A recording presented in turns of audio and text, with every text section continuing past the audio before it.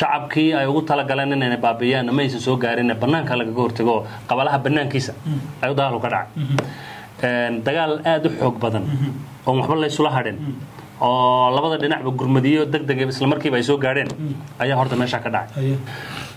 sargaal saro oo jabhada guguma kamida iyo 28 xubnood oo jabhada kamida ayaa hal goob ku dhimatay hal goob ku dhimatay meedkoodii ciidanka deegaanka gacanta ku hayaan ma ahan ciidankii Liu Poliska ma ahan kuwii shacabka soo hubayeen waa jabhadii guguma sargaal sare oo maaragtay maxaan ku raadayay xasuuqiyo fara badan ka soo geystay deegaankeena oo caan ah oo jabhada guguma kamida oo cali hebel la dhaho ayaa meesha ku dhintay waqtiga dayacda dib ka qoomameysa dadaal imika fursad door ah haysa waa casri dunida maanta adoo daartiina dhex jooga ka baro diinta islaamka darulfalaax.com barayaal daacada dar ilaahay wax ku bara darulfalaax ugu kaalay madaneenaysa barashada quraanka kariimka ee habka online-ka darulfalaax.com ayaa diyaar ku ah duruusta sida taxaraha u bixinayo waxa kamid ah barashada quraanka kariimka iyo higaada tarbiyada ubadka iyo qiraa'aadka quraanka kariimka dugsiga waxa uu ahamiyad siinaya in uu ardayga xifdisiyo quraanka kariimka taasi oo ka qafiifinaysa culayska waalidiinta waxaana meesha ka maqneen qayb cusub oo quraan saara ama cilaajinta haddaba isqoristu ay socotaa ee wixii faahfaahintaasi dheer kala xiriir telefoonada shaashada ka muuqda بسم الله الرحمن الرحيم كل وناكسن كسر دوالة برنامج كنا دبكات الغيبة وحين نكوي دونا حويه وجودن بيه دجال علوس أو ما أنت كده عي قلبك قبل كستي إسلام مركز سنة ود حقيقي إذا مدة دجال كسومالي ده وجرب كهلا يا شعب كسومالي ده دجالنا ده سي يولي بس ده كله عن فرط الدولمات كي يقدر هذا كسر ورس بقول كسومالي ده قلبك قبل كستي عين دجال دونا بالحقيقي وجودن بيه يا عجب ما أنت اللي اسكو فرساري وحيلك جو صاحبك عبد الشكور أحمد علي والله يغنى عبد الشكور فارس عبد الشكور سودو محين نحك هنا إلا يهض الدجال لليه ولا سوق بالدعصلي ما أنت قلنا هردن ده هالكاس كسعودي وليه وليبا دجالك وش كدو وشيء ده ما أنت لها سودو محين حك هنا بسم الله الرحمن الرحيم نور ود ما سنت هاي سين وده وجين بعد دجالك وحوس سعودي ودجال سعودي بوها ودوال سوق ولسنا نسنيه دجالك وحوس سعودي maalmihii hadda isbuuci hadda ahaana dee uuba socdayba oo hadda shalay iyo daraadii uun buuna dagaalka toos dhicin dagaalo goos waliba ay dhacayeen maanta degmada Dhoonyar mar walba horta dagaalku wuxuu ka socdaa deegaanka Soomaalida gudihiisa ka socdaa oo kama socda deegaan Canfareer iyo xuduudii Canfarta iyo Soomaalidu lahaayeen kama socdo horta degmadii cusbeeda Dhoonyar ee maalinkii bariga dhaweyta la ansixiyay korkeeda weeyaan horta meesha maanta ay weerar ka soo qaadeen dhinac kale aagii maalmihii dhaweyta lagu dagaalamay maaragtay dabamare iyo ma waa aag kale oo isla degmada Dhoonyara laakiin aagii ka bedelan weeyaan waxay soo qaadeen dagaal saddex nooc afarta soo qaaday jabhada hor socotay ugumadii hor socotay maxaan ku raadayay dagaalka xooggiisa ugu fara badanna gugumadu maanta ciidanka waxa garab socday ciidanka Liu Poliska Canfarta garab socday waxa garab socday xoolo dhaqato ay soo hubeeyeen ayaa garab socotay saddexda ciidan oo isla socdo oo isgarabsanaya ayaa waxay ka soo qaadeen aag ay markii islahaayeen ciidanka jooga ciidankii ku fudud yahay ciidanka jooga aagii lagu dagaalamay ku fudud yahay ee dagaal ku soo qaadeen salaad waa bir markaa qabala la dhaho maaragtay قدارن ودقمة Dhoonyara ayay dagaal ku soo qaadeen saaka subaxdii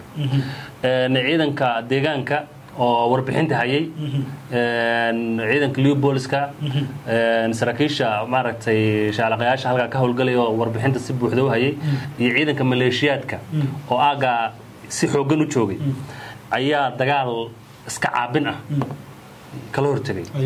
shacabkii ay ugu tala galeen inay baabiyaan ma aysan soo gaarin banaanka laga hortago qabalaha banaankiisa ay dagaal ka dhacay dagaal aad u xoog badan oo waxba la isula hadhin oo labada dhinacba gurmadiyo degdeg isla markiiba ay soo gaareen ayaa horta meesha ka dhacay saacado fara badan buu qaatay duhurkii buu yar istaagay waa la isku soo noqday casar baa la isla soo gaaray waa la kala food qaaday ciidamada gurmud haddana dhaxda ka yimid haddana mar saddexaad maaragtay goobta aagii isku haleelay haddana waxaa la isla gabal dhacsaday dagaalka isagoo socda yaa la isla gabal dhacsaday laakiin goobihii ay soo weerareen dib baa la isagala noqday oo maaragtay maalihii ay ka soo kactameen dib baa looga cijabiyo dib baa loo celiyay ciidanka deegaanku wuxuu ku dagaalamayaa dhulkii ay deganaayeen dadkooda wuxuu ku dagaalamayaa ciidankaas canfarta ee weerarka ana wuxuu gudaha ugu jiraa 100 kilomitir ugu jiraa gudaha deegaanka Soomaalida way waxyaabaha warbaahinta bulshada dadka deegaanadaas ku sugan ay soo bandhigayaan waxaan arkaynay meedadka canfarta oo ilaa iyo dhowr iyo 20 qof oo maaragtay maleeshiyaad meesha ka dagaalamay meedkooda la soo sawiro la soo galiyay baraha bulshada balka waran meedkii lagu sawirayo waa meel lagu kala adkaado Soomaaliya markuu meel dagaal ka socdo ninka wax sawiraa ama ninka wax qabtay wax soo daaya waa maaragtay maxaan ku raadayay waa qofka goobta jooga sargaal saro oo jabhada guguma kamida iyo 28 xubnood oo jabhada kamida ayaa hal goob ku dhimatay hal goob ku dhimatay meedkoodii ciidanka deegaanka gacanta ku hayaan ma ahan ciidankii Liu Poliska ma ahan kuwa shacabka soo hubayaan waa jabhadii guguma sargaal sare oo maaragtay maxaan ku raadayay xasuuqiyo fara badan ka soo geystay deegaankeena oo caan ah oo jabhada guguma kamida oo Ali Hebel la dhaho ayaa meesha ku dhintay marka 28 xubnood oo guguma kamida iyo sargaalkii watay ayaa halka ku nafbay marka dagaalku waan wad qiyaasi kartaa jabhadu way ka duwan tahay mar walba maaragtay ciidamada kale way ka duwan tahay sida dadku u dagaalamaan ma dagaalamay ciidamada dawladda way ka duwan yihiin tababar waxay haystaan maaragtay ka kulul tababarada oo maaragtay jabhad markuu qofku yahay waa nafnac waxa sida nafnic oo kale u dagaalamo waxyaabo mar 24 saac waa qof la dul taagan yahay maaragtay gubaabada la dul taagan yahay marka way ka dagaal kulul yihiin ciidamada kala dhow ka dagaal kuliyay marka meesha 28 nin oo jabhada iyo sargaalkoodii lagu dilay dagaal aad u xajmooyin baa ka dhacay marka way barka waran marka ciidamada deegaanka Soomaalida iyo inta ilaa iyo hadda xog la hayo rag saraakiisha halka ka dagaalamaya qaabka ay u adkeysanayaan ama ay ugu barnaayaan difaaca shacabka Soomaaliyeed ay u difaacayaan horta meesha xabada wax ka kulul kala yaala oo ah cimilada deegaanka iyo ciidanka deegaanka meesha tababarka ku qaataan in walow aanu hadda dawladda aanu soo jeedin lahaa ciidanka marka tababarada la siinayo tababarada ku qaataan goobahaas tababarada ku qaataan sababta ciidanka mar walba waxa la rabaa inuu meel maaragtay bay awal bayna ku hawlgali karo walow dibaayada ciidankan lagu tababarayo si loo tababaray anaguna aad heerka u sareeyo haddana deegaankaas lagu dagaalamayo xabad wax ka kulul baa yaalo oo maaragtay biyaha la soo dhaamiyo waa la xarfinaya dib in loo qaboojiyo weeyaan ee warta laga soo dhaamiyo saraakiisha ka waramaysa waa inaad aragtaan malana ka warbixinaysa sidoodii looma cabi karo dhagaxii baa kulul cimiladii baa kulul deegaankii oo dhan baa deegaan aad u kulul ciidanka iyo saraakiisha deegaanka joogta ee maaragtay ama ciidanka maleeshiyaadka ama ciidanka xogga gaarka ee Liu Poliska saraakiil aad maaragtay wadaniyiin waa khibradooda dagaalaad ay u sareyso saraakiishii shabaabka afka dhulka ugu talaya yaa horta hadda deegaanka ka dagaalamaysa ragga hadda jooga waa raggii maaragtay shabaabka gudaha soo galay raggii biyaha ku dhaansaday baa horta deegaanka meesha goobaha la geeyay oo hadda saraakiisha ka howlgalaysa waa saraakiishii xuduudda laga qaaday weeyaan horta saraakiishaasi waxay mudan yihiin bogaadin bay mudan yihiin waajibaadkooda shaqana way ka soo dhalaaleen oo waajibaadka loo xilsaaray 100% way ka soo dhalaaleen waxaanan filayaa in abaalmarinteeda shacabka iyo dawladaba ay ka heli doonaan insha Allah iyadoo waajib ay ku tahay waxay u dhaarteen kitaabka u mareen tahay inay difaaca shacabkooda haddana qofku markii waajibaadkii loo igmaday uu si hagar laan uga soo baxo maxaan ku raadayay waa in qofka loogu bogaadiyo oo qofka loo mahad celiyo oo waa sunnaba in qofka loo mahad celiyo markaan inta ka nimaadno ciidanka deegaanka ee areadaas jooga maaragtay xoolo dhaqatadii deegaanka lagu qasbay inay ciidanka noqdaan shacabkoodii hooyooyinka difaacaya iyo dhalinyartii deegaanka u dhalatay ee maaragtay goobahaas u dhashay ee lagu qasbay canfari ku qasabtay ee ninay hooyadii dishay ninay aabihii dishay ninay walaalihii dishay dhalinyarada waxaa joogta hooyadood iyo aabahood iyo walaalahood hortooda lagu dilay oo wax ehel ah oo qabiilka koro mooyeen aan u joogin yaa dagaalka ku jira xoolahoodii la qaaday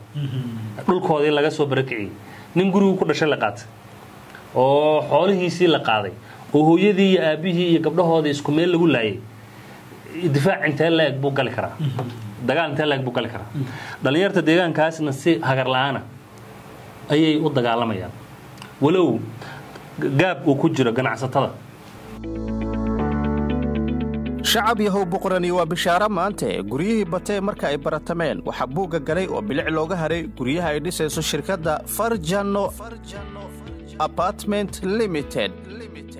haddaba bal eeg dhismaha ugu bilicda roon haddii badigoob guri aad ku jirto ama baahi weyn aad u qabto waxaa inoo ballan ah dhismayaasha ay gacanta ku hayso shirkadda Farjano Apartment Limited ayaa idin diyaarisay guryo aad u qurxoon oo dhismahoodu ay yihiin dhismihii ugu dambeeyay dunida. Shirkadda waxa ay ka dhisaysaa guryo kala duwan xaafadaha kala ah Islii, Juja-e, Pangani, California iyo Parklands. waxayna mashruucan ka hirgelinaysaa caasimadda dalka Kenya ee Nairobi. Guryaha ay shirkaddu dhisayso ayaa ka kooban 4 qol iyo fadhi, 3 qol iyo fadhi iyo 2 qol iyo fadhi. Guri walba waxa u diyaarsan parkingkii gawaarida. waxaad ka heli doontaa adeegyada asaasiga sida wiishashka. Guri walba waxa uu leeyahay ceelkaasi oo daboolaya baahida biyaha. Ha ka reebin kaamirada CCTV-da taasi oo la soconaysa dhaqdhaqaaqa amniga iyo adeeg waardiyo 24 saaca. sidoo kale waxaa intaas u sii dheer motorka korontada, nadaafadii goobihii jirdhiska iyo halkii ay carruurtu ku dheeli lahayd kaame iyo xarumo kale oo diyaar kugu ah qaar ka mid ah guryaha ay shirkaddu dhisayso. wixii faahfaahin intaasi dheer kala xiriir lambarada shaashada kaaga muuqdo.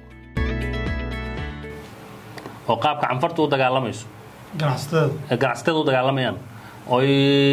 ula garab taagan yihiin maaragtay maxaan ku raadaayay ciidankooda ula garab taagan yihiin taakulada ula garab taagan yihiin oo shacabkeenu meesha ka maqan yahay oo loo daayay dagaalka dawladdii oo dawladdii faraha looga qaaday. shacabka ma taageerayaan madleeda shacabka deegaankeena jooga way taageerayaan laakiin taageerada laga rabay ma taageerayaan. ganacsatadana waxaa laga rabay maanta ninka qandaraaslaha iyo ninka maaragtay ganacsadaha labaduba waxay qandaraas iyo ganacsi ku yihiin maaragtay maxaan ku raadaayay ciidanka deegaanka dhimanay. haddii ciidankaasi uusan joogin ma iyaguna maysan joogin, ganacsigooduna ma joogin. ganacsatadana waxaa laga rabay inay furmaha dagaalka inay fanaaniinta iyagu inta karaayaan geeyaan, inay dhaqaale geeyaan. saraakiisha aynu ognahay ee naftooda huraya ee hadh iyo habeen halkaas qaarna ku dhinteen ku shahiideen qaarna hadda ay dagaalka ku jiraan waxaa la rabay in hiddiilo loo sameeyo dawladda ka baxsan. dawladdu shaqadeeda way haysataa, budgetkii ciidanka loogu talagalay uu galaya ciidanka, laakiin waxaa laga rabaa ganacsatada inay u sameeyaan wiilasha soo dhaawacmay, inay u sameeyaan maxaan ku raadaayay, inay u sameeyaan niyad dhis, maaragtay inay u sameeyaan maxaan ku raadaayay wixii aan ku ogeyn maaragtay xukuumaddan ka horreysay ay ganacsatadu samayn jirto oo in la abaal mariyo ah. maanta deegaankeena kama jirto sargaal hebel oo shaqadaas qabtay oo ganacsata hebel ay abaal dawladda shaqadeeda way haysataa, laakiin ganacsata ay abaal marinayso oo 100 milyan ama 100 kun ay siinayso si ay ugu dhiiradaan dhalinyarta saraakiisha hadda soo kacaya inay deegaankooda la difaaco waajib yahay. ganacsatada marka waxaan ugu baaqayaa inay garab istaagaan ciidanka, gaar ahaan ganacsatada dumarka ah. waa meelaha waxaan ku xushay dagaal sidiisaba furiha dagaalku waa labo, waa dumar iyo dhaqaale. waa dumar iyo dhaqaale. ninka dumarkiisu ay daba taagan yihiin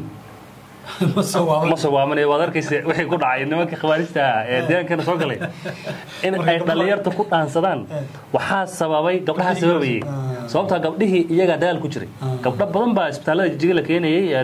la keenayay referaalka oo xabada ku soo dhaceen. deegaankan joogay waan ka qayb qaadanaynay oo dagaalka dee annaga waan ku jirnay markaas. laakiin dumarka waxay naga soo saarayeen guryaha, shacabka guryaha ka soo saarayeen iska daa ciidankii. marka waxaan ku xushay waxa weeyaan dagaal gabadh ku jirta dagaal dib loo noqdo ma gabdhaheena iyagoo aan ognahay dagaalkooda iyo geesnimadooda waxaan leeyahay wiilasha dhimanaya waa la dhiman dagaal waa lagu dhimanaya wiilasheena uma ooyayna ku dhinta dagaalka canfarta saadkii cidii keenaysa waa iyaga ciidanka waxa gubaabayay ee daba socda ee gala leh maaragtay maxaan ku daba mashxaradeena waa iyagi marka way ku jiraan dagaalka laakiin waxaan leeyahay laba jibaara oo wiilasheena halgamayaasha dumarkuna gacan dagaalku waa maaragtay maxaan ku raadaayay guushaas ma soo laqonayso wiilasha furunta jooga ee saraakiisha ee askarta ee dagaalamaysa gabdhaha gobolka City waxaan leeyahay guurka bilaash uga dhiga laba iyo saddex raggaas inaga madiina guursadaan sababtaa inay waxaan rabnaa jeel inay ka tagaan ragga dhimanaya inay wax ka tagaan ma rabna dadkii wax ka reeb warshadii wax ka reeb lahaydna waa dumarka ay ka dhex dagaalamayaan marka waxaan leenahay gabdhaha deegaanku wiilasha ciidanka darteen u dagaalamaya geesiyada waa inay naftiba noo horaan dadnimadii noo horaan waa markii dagaalka laga soo baxay laakiin hadda ma dagaalku lagu jiro dawaasantahay gul baan u rajaynaynaa shacabka Soomaaliyeed iyo ciidanka deegaanka Soomaalida iyo dawladda deegaanka Soomaalida intaba oo isku duuban waxaan rajaynaynaa in ay guul weyn ka gaari doonaan dagaalkaasi lagula jiro argagixisada canfarta ee ku soo duushay dhulka Soomaaliyeed iyo deegaanka Soomaaliyeed isla markaasina